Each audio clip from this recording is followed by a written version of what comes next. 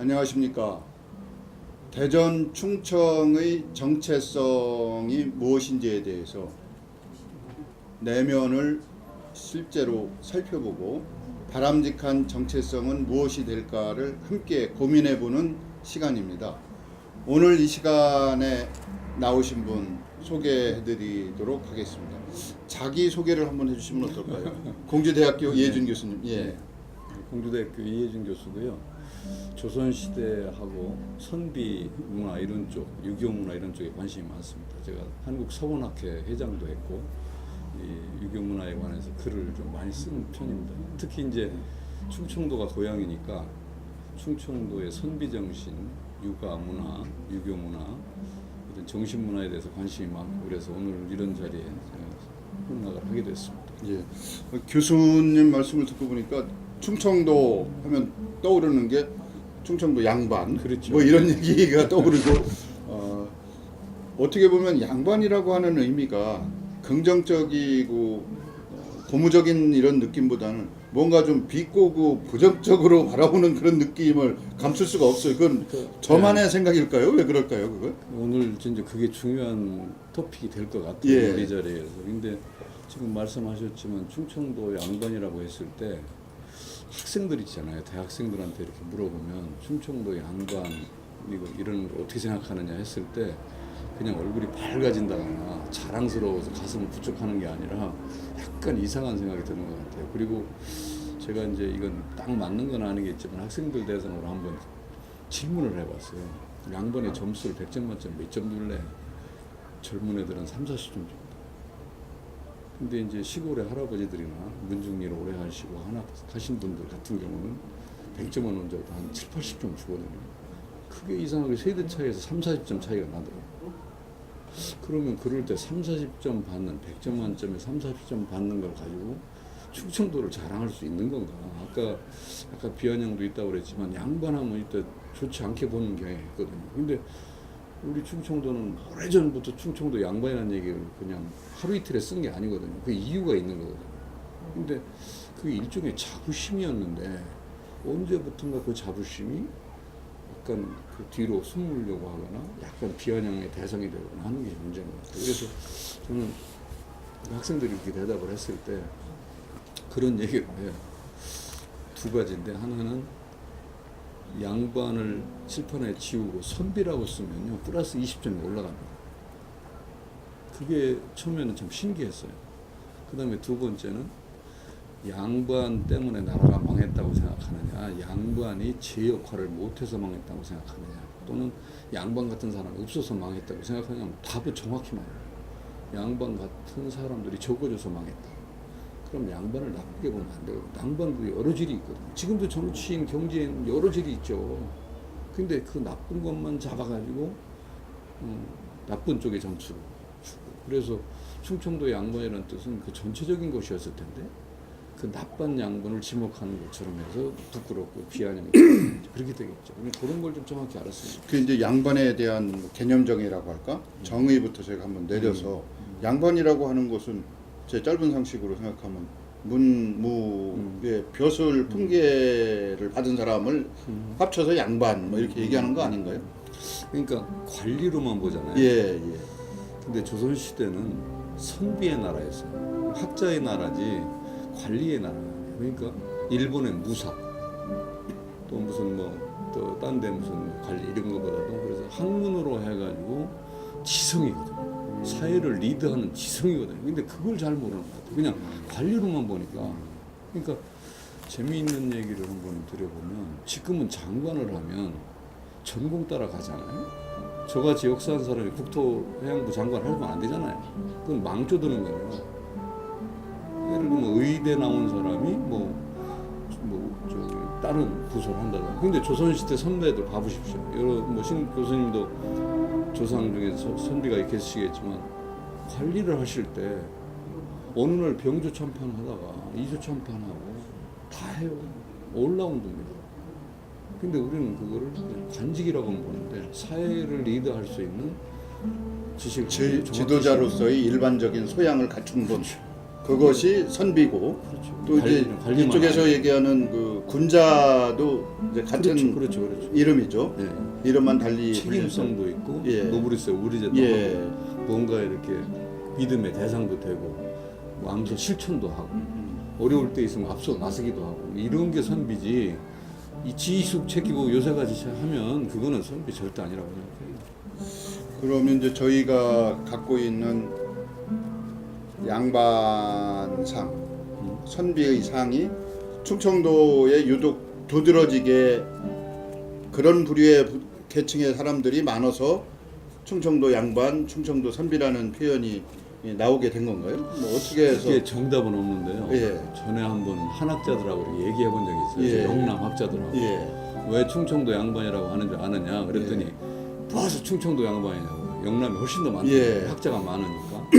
그러다가 조율이 될 때 무슨 얘기를 하냐면 이게 정답은 아니지만 충청하면 예론의 고향이에요. 예학. 예. 그러니까 충청도 하면 양반 예절이 제일 밝은 곳이라는 거예요. 그런 측면이 한 30-40% 있고 또 하나는 충청도가 친체제입니다. 여당입니다.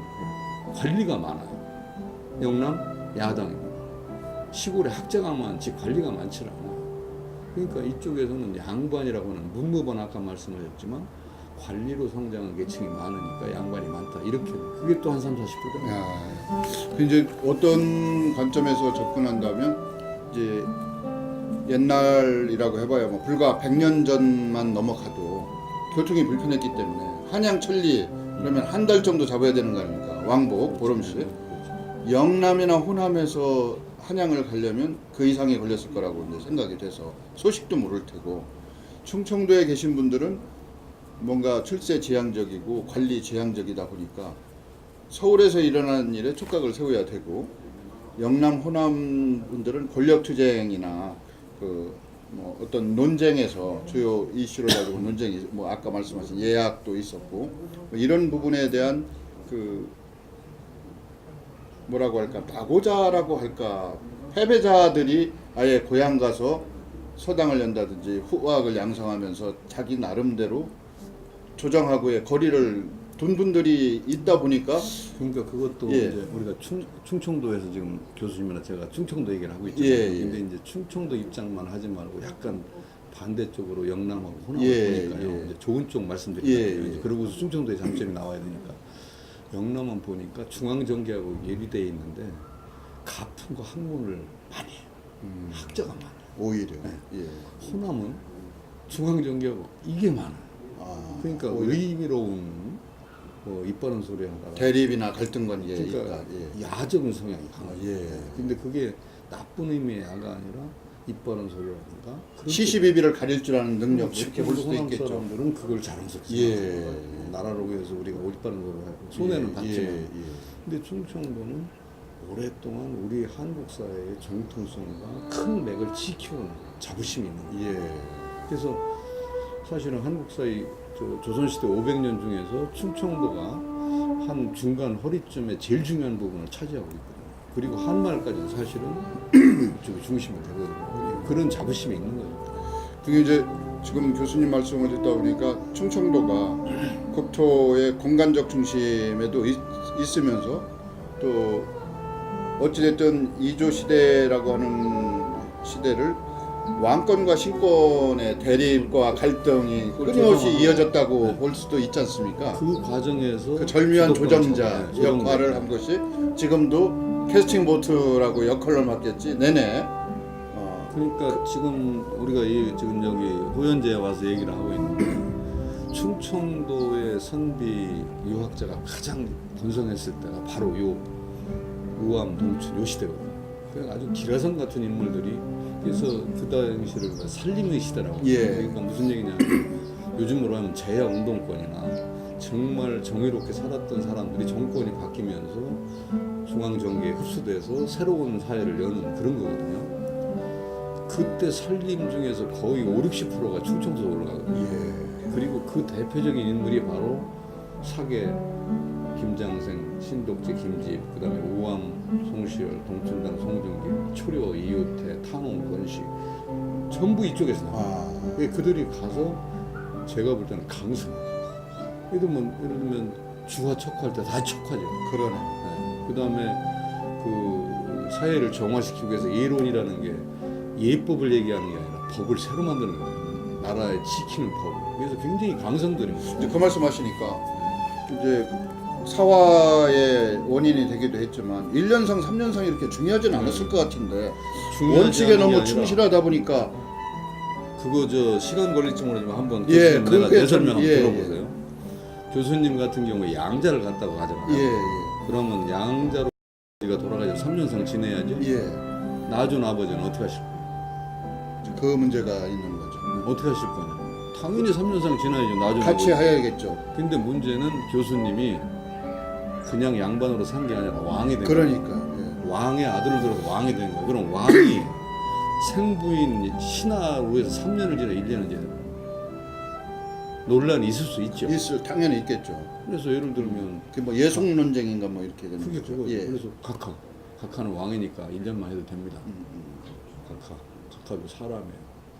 왕도 사람이니까 낳아준 아버지 3년 지내시죠. 왜 1년 한다고 그럽니까? 그건 말이야. 이거 싸움이거든요. 서로. 네. 근데 그거를 그냥 쉽게 보면 안 돼요. 그냥 할 일 없어 싸운 게 아니라 정통성을 얘기하는 거예요. 그러니까 왕통과 신하죠. 이것을 같이 갈 거냐 다르게.